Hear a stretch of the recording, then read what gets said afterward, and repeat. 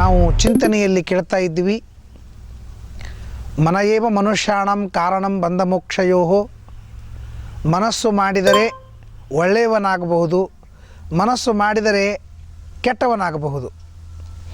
ಎಷ್ಟೋ ಜನ ಕೆಟ್ಟವರು ಮನಸ್ಸು ಮಾಡಿ ಒಳ್ಳೆಯವರಾಗಿದ್ದಾರೆ, ಎಷ್ಟೋ ಜನ ಒಳ್ಳೆಯವರು ಮನಸ್ಸು ಮಾಡಿ ಕೆಟ್ಟವರಾಗ್ಯಾರ. ಜೀವನದೊಳಗೆ ಕೆಟ್ಟವರಾಗಲಿಕ್ಕೂ ಪ್ರಸಂಗಗಳವ, ಒಳ್ಳೆಯವರಾಗಲಿಕ್ಕೂ ಪ್ರಸಂಗಗಳವ. ಆದರೆ ನಾವು ಏನಾಗಬೇಕು ಅಂತನ್ನೋದು ಮುಖ್ಯ.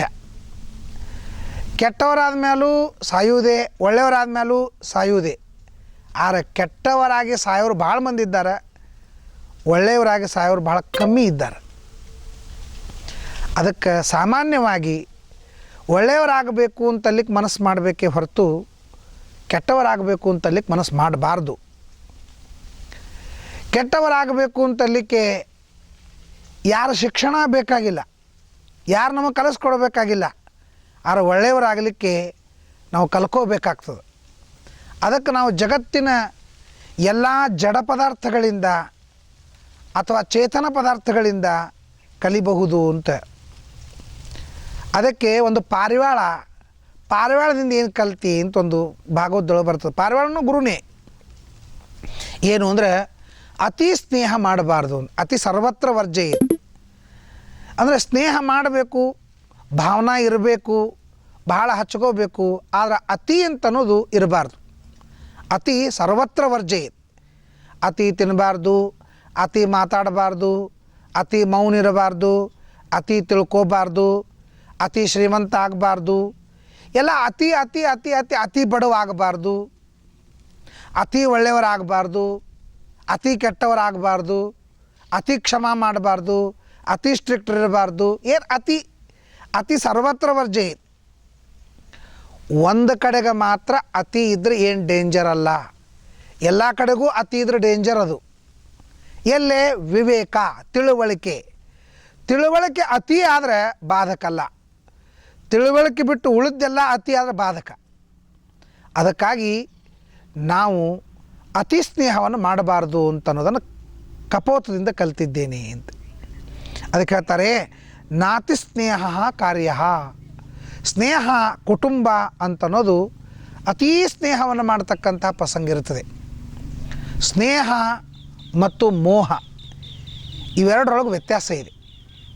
ಸ್ನೇಹವನ್ನು ಮಾಡೋದು ಇದು ಒಳ್ಳೆಯದು, ಆದರೆ ಅತಿ ಸ್ನೇಹ ಮಾಡಿದರೆ ಅದು ಮೋಹ ಆಗ್ತದೆ. ಸ್ನೇಹದ ಅತಿಯಾದದ್ದೇ ಅದು ಮೋಹ. ಅದಕ್ಕಾಗಿ ಧೃತರಾಷ್ಟ್ರ ದುರ್ಯೋಧನನಲ್ಲಿ ಸ್ನೇಹ ಮಾಡಿದರೆ ಪ್ರಾಬ್ಲಮ್ ಇರ್ತಿದ್ದಿಲ್ಲ, ಅವನು ಅತಿ ಸ್ನೇಹವನ್ನು ಮಾಡಿದ. ಅತಿ ಸ್ನೇಹ ಇದು ಮೋಹ ಅಂತಂತಾರೆ. ಅತಿ ಸ್ನೇಹ ಇದು ಮೋಹಕ್ಕೆ ಕಾರಣವಾಗ್ತದೆ. ಅದಕ್ಕಾಗಿ ನಾತಿ ಸ್ನೇಹ ಕಾರ್ಯ ಅಂತ. ದುಃಖವಾಗಲಿ ಕಷ್ಟವಾಗಲಿ ಯಾವುದೇ ಆದರೂ ಕೂಡ ಅದು ಸಾಮಾನ್ಯವಾಗಿ ಅತಿ ಸ್ನೇಹದಿಂದ ಅರ್ಥಾತ್ ಮೋಹದಿಂದ ಬರತಕ್ಕಂತಹ ಇದೊಂದು ಬಾಧಕ ದೋಷ. ಅದಕ್ಕಾಗಿ ಅತಿ ಸ್ನೇಹವನ್ನು ಮಾಡಬಾರ್ದು ಅಂತ.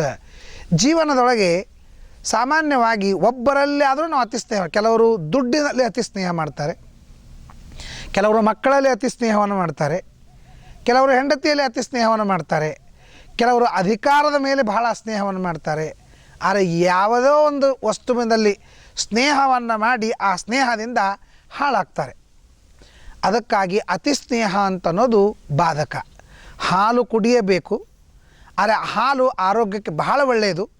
ಆದರೆ ಅದೇ ಹಾಲು ಅತಿ ಆದರೆ ಅದು ಅಜೀರ್ಣವಾಗ್ತದೆ, ಡಿಸೆಂಟ್ರಿ ಹತ್ತದೆ, ಎಲ್ಲ ಹೊಟ್ಟೆ ಕೆಡಿಸ್ತದೆ. ಯಾವುದು ಹಾಲು.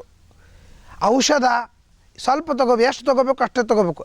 ಔಷಧ ನಮ್ಮ ರೋಗವನ್ನು ಪರಿಹಾರ ಮಾಡ್ತದೆ, ಆದರೆ ಅದೇ ಔಷಧ ಅತಿ ಆದರೆ ಸ್ಥೌಲ್ಯ ತರ್ತದೆ, ರಿಯಾಕ್ಷನ್ ಆಗ್ತದೆ, ಇತ್ಯಾದಿ ಇತ್ಯಾದಿ. ಅದಕ್ಕಾಗಿ ಯಾವುದು ಎಷ್ಟು ಬೇಕೋ ಅಷ್ಟೇ ಇರಬೇಕೇ ಹೊರತು ಹೆಚ್ಚಾಗಬಾರ್ದು. ಸ್ನೇಹ ಅಂತನ್ನೋದು ಮಾಡಲೇಬೇಕು. ಇವತ್ತು ಟಿ ವಿನೊಳಗೆ ಬೇಕಾದಷ್ಟು ಕಡೆ ಹೇಳ್ತಾರೆ, ತಂದೆ ತಾಯಿಗಳು ಮಕ್ಕಳನ್ನು ಆಲಿಂಗನ ಮಾಡಿಕೊಳ್ಬೇಕು.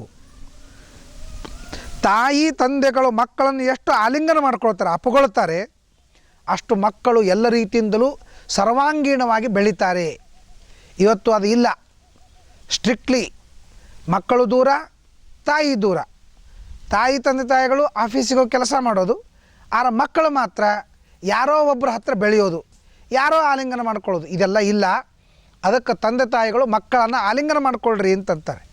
ಮಕ್ಕಳನ್ನು ಅಪ್ಪಗೊಳ್ರಿ, ಮಕ್ಕಳನ್ನು ಬಾಜುಕ್ ಮಲಸ್ಕೊಳ್ರಿ ಅಂತ ಹೇಳ್ತಾರೆ.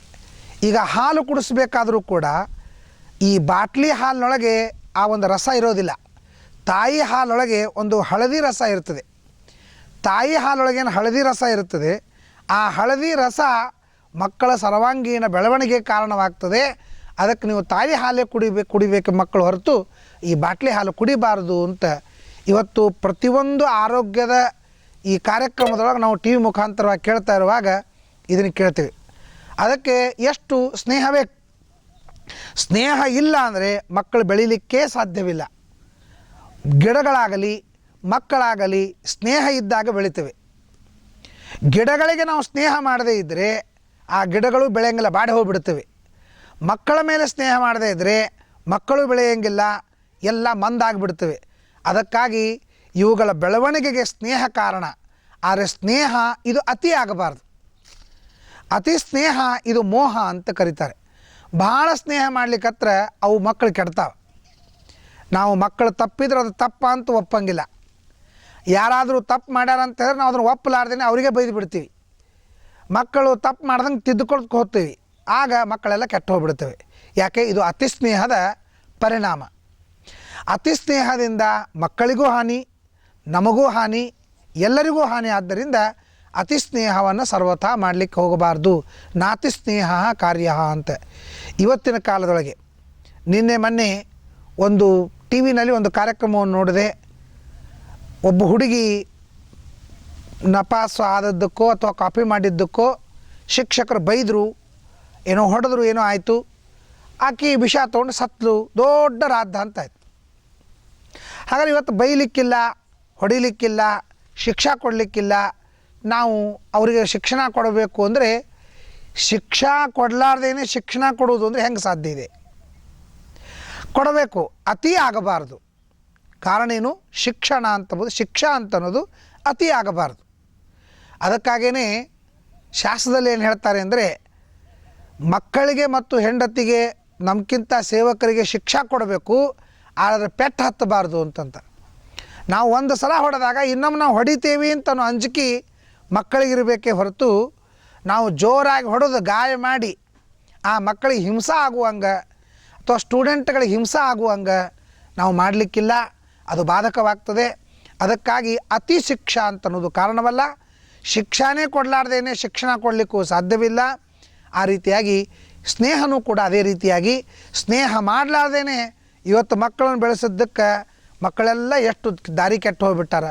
ಅತಿ ಸ್ನೇಹ ಮಾಡಿದ್ದಕ್ಕಾಗಿಯೂ ಕೂಡ ಮಕ್ಕಳು ಎಷ್ಟು ಕೆಟ್ಟು ಹೋಗಿದ್ದಾರೆ. ಆದ್ದರಿಂದ ನಾವು ಸ್ನೇಹವನ್ನು ಮಾಡಬೇಕು, ಅತಿ ಸ್ನೇಹವನ್ನು ಮಾಡಬಾರ್ದು ಅಂತ ಅನ್ನೋದನ್ನು ನಾವು ಪಾರಿವಾಳದಿಂದ ಕಲ್ತೀವಿ ಅಂತಂತಾರೆ. ಏನಾಯಿತು ಅಂದರೆ, ಒಂದು ಗಿಡದಲ್ಲಿ ಪಾರಿವಾಳಗಳು ಇದ್ದು ಅಂತೆ. ಗಂಡ ಮತ್ತು ಹೆಂಡತಿ ಪಾರಿವಾಳ ಪರಸ್ಪರ ಪ್ರೀತಿ ಮಾಡ್ತಾಯಿದ್ದು. ಆಮೇಲೆ ಜೋಡಿ ಜೋಡಿ ಇರ್ತಿದ್ದು, ಓಡಾಡ್ತಿದ್ದು, ವ್ಯವಹಾರ ಮಾಡ್ತಿದ್ದು. ಕೊನೆಗೆ ಸುಮಾರು ಒಂದು 7-8 ತತ್ತಿಗಳನ್ನು ಇಟ್ಟು ಮಕ್ಕಳನ್ನು ಪಡೆದು ಆ ಮಕ್ಕಳನ್ನು ಜಾಲದೊಳಗೆ ಇಟ್ಟು ಇಬ್ಬರು ಗಂಡ ಹೆಂಡತಿ ಆ ಮಕ್ಕಳನ್ನು ಪೋಷಣೆ ಮಾಡಲಿಕ್ಕೆ ಬೇರೆ ಬೇರೆ ಬೇರೆ ಬೇರೆ ಬೇರೆ ಊರಿಗೆ ಹೋಗಿ ಆ ಧಾನ್ಯಗಳನ್ನು ತಂದು, ಕಾಳುಗಳನ್ನು ತಂದು ಮಕ್ಕಳಿಗೆಲ್ಲ ಗುಟ್ಕಾ ಮೂಲಕವಾಗಿ ಹಾಕಿ ಆ ರೀತಿಯಾಗಿ ಅವರು ಮಾಡ್ತಿದ್ರು. ಮಾಡುವಾಗ ಒಂದು ಸಲ ಏನಾಯಿತು ಅಂದರೆ, ಒಬ್ಬ ಬೇಡ್ರವ ಬಂದು ಜಾಲಿ ಹಾಕಿಬಿಟ್ಟ. ಜಾಲಿ ಹಾಕಿದಾಗ ಮಕ್ಕಳೆಲ್ಲ ಆ ಬಲಿಯೊಳಗೆ ಬಿದ್ದುಬಿಟ್ಟು ಎಲ್ಲ ಕಾಳು ತೆಗೆದುಕೊಂಡು ಆ ಎರಡೂ ಪಾರಿವಾಳಗಳು ಬಂದು ನೋಡ್ತವೆ, ಮಕ್ಕಳೆಲ್ಲ ಬಲಿಯೊಳಗೆ ಬಿದ್ದು ಹೋಗಿಬಿಟ್ಟಿದ್ದು. ಬಿದ್ದು ಹೋಗಿಬಿಟ್ಟಿದ್ದಕ್ಕೆ ನೋಡಿದ್ರು, ಪಾಪ ಏನು ಮಾಡೋದು ಅಂತ ಆ ಹೆಣ್ಣು ತಾಯಿ ಅಂದರೆ ತಾಯಿ ಅಂತನೋ ಪಾರಿವಾಳ ಹತ್ತು ಮಕ್ಕಳನ್ನು ಆಲಿಂಗನ ಮಾಡ್ಕೋಬೇಕು ಅಂತ ಅಷ್ಟು ದುಃಖ ಪಡೋದ್ರೊಳಗಾಗಿ ಆ ಬ್ಯಾಡ್ರವ ನೋಡಿ ಆ ಹೆಣ್ಣು ಪಾರಿವಾಳನ್ನು ಬಲಿಯೊಳಗೆ ಹಾಕ್ಬಿಟ್ಟ. ಅಷ್ಟೊತ್ತಿಗೆ ಬಲಿಯೊಳಗೆ ಹಾಕೋದಲ್ಲ, ಬಾಣದಿಂದ ಹೊಡೆದ. ಹೆಣ್ಣು ಪಾರಿವಾಳ ಸತ್ತು ಬಿಡ್ತು. ಸತ್ತಾಕ್ಷಣ ಗಂಡ ಪಾರಿವಾಳ, ಅಯ್ಯೋ ನನ್ನ ಹೆಂಡತಿ ಹೋದ್ಲು, ಅವಳನ್ನು ಬಿಟ್ಟು ನಾ ಹೆಂಗಿರಲಿ, ಎಷ್ಟು ದಿವಸ ನಾನು ಅವಳ ಜೊತೆಗೆ ಸಂಸಾರ ಮಾಡಿದೆ, ತಿನ್ನೋದು ಉಣ್ಣೋದು ಕುಡಿಯೋದು ಎಲ್ಲನೂ ಅವಳ ಜೊತೆಗೇ ಇತ್ತು, ಈಗ ನಾನು ಯಾರ ಜೊತೆಗೆ ಮಾಡಲಿ, ನಾನು ಯಾರನ್ನು ನೋಡಲಿ, ನಾನು ಅನಾಥ ಆಗಿಬಿಟ್ಟೆ, ಹಾಗೆ ಹೀಗೆ ಅಂತ ಆ ಪಾರಿವಾಳ ಹೆಣ್ಣು ಪಾರಿವಾಳನ ಕುರಿತು ದುಃಖ ಪಡ್ತಾ ಇರುವಾಗ ಬೇಡರವ ನೋಡಿ ಆ ಪಾರಿವಾಳನ್ನು ಕೂಡ ಬಾಣದಿಂದ ಹೊಡೆದು ಬಲಿಯೊಳಗೆ ಹಾಕಿಬಿಟ್ಟ. ಇದೇನು ತೋರಿಸ್ಕೊಡ್ತದೆ ಅಂದರೆ ಅತಿ ಸ್ನೇಹ, ಭಾರಿ ಅಟ್ಯಾಚ್ಮೆಂಟ್ ಅಂತ ನಾವೇನಂತೇವಿ, ಇದು ಯಾವಾಗಲೂ ಬಾಧಕವಾಗ್ತದೆ.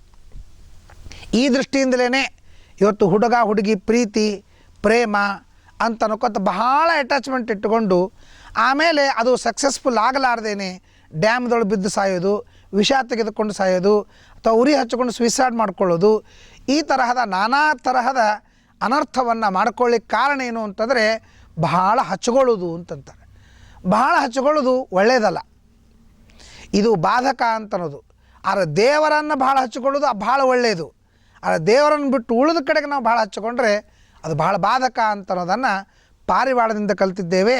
ಪುಷ್ಣಾನ್ ಕುಟುಂಬಂ ಕೃಪಣಃ ಸಾನು ಬಂಧೋ ಅವಸೀದತಿ. ಕುಟುಂಬವನ್ನು ಪೋಷಣೆ ಮಾಡಬೇಕಂತೆ. ಅಪ್ಯಕಾರ್ಯ ಶತಂ ಕೃತ್ವ ಭರ್ತವ್ಯ ಮನುರಬ್ರವೀತ್ ಅಂತ. ಮನು ಏನು ಹೇಳ್ತಾನೆ ಅಂತಂದರೆ, ಹೆಂಡರ ಮಕ್ಕಳನ್ನು ಪೋಷಣೆ ಮಾಡಲಿಕ್ಕಾಗಿ 100 ಅಪರಾಧ 100 ಅನ್ಯಾಯ ಮಾಡಿದರೂ ಸರಿ ಹೆಂಡರ ಮಕ್ಕಳನ್ನು ಪೋಷಣೆ ಮಾಡೋದು ನಿನ್ನ ಕರ್ತವ್ಯ ಅಂತ ಹೇಳುವಂತೆ ಪೋಷಣೆ ಮಾಡಬೇಕು. ಆದರೆ ಅತಿ ಸ್ನೇಹವನ್ನು ಮಾಡಿ ಬಾಧಕ ಮಾಡಿಕೊಳ್ಳಬಾರದು ಅಂತ ಅನ್ನೋದನ್ನು ಪಾರಿವಾಳದಿಂದ ಕಲ್ತಿದ್ದೇವೆ. ನಾವು ಕೂಡ ನೀವು ಕೂಡ ಅದನ್ನು ಆಚರಣೆ ಮಾಡೋಣ ಅಂತ ಹೇಳ್ತಾ ನಮಸ್ಕಾರ.